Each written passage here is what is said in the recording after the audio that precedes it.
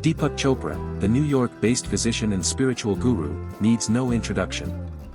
I have had a tattered copy of Creating Affluence for the longest time.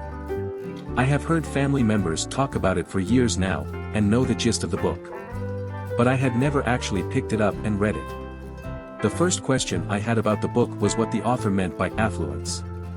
Was he referring to hard cash, bank balance, or did he mean affluence in the larger philosophical sense?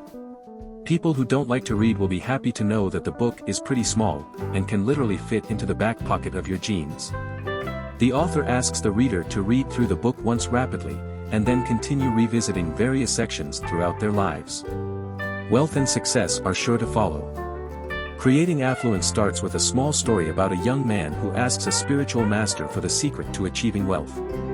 The story about goddess Saraswati and Lakshmi given here is one I know well. In Hindu mythology, Saraswati is the goddess of knowledge and Lakshmi is the goddess of wealth. Lakshmi is jealous of Saraswati and follows her everywhere.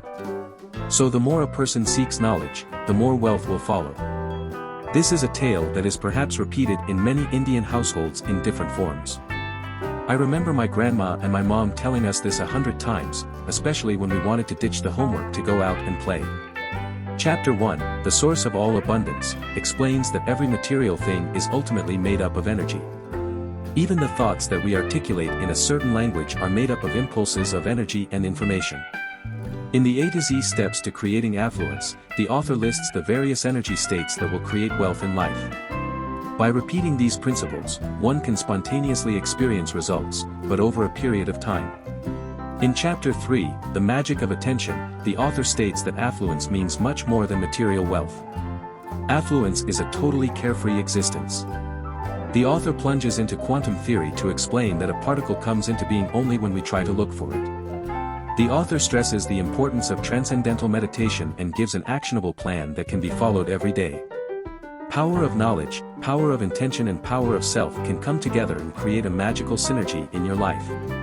Creating Affluence has no fluff, and this is a book you are advised to read and practice every day. I think the book has a foundation that will attract folks with a spiritual bend of mind, and even those who want a scientific explanation for faith.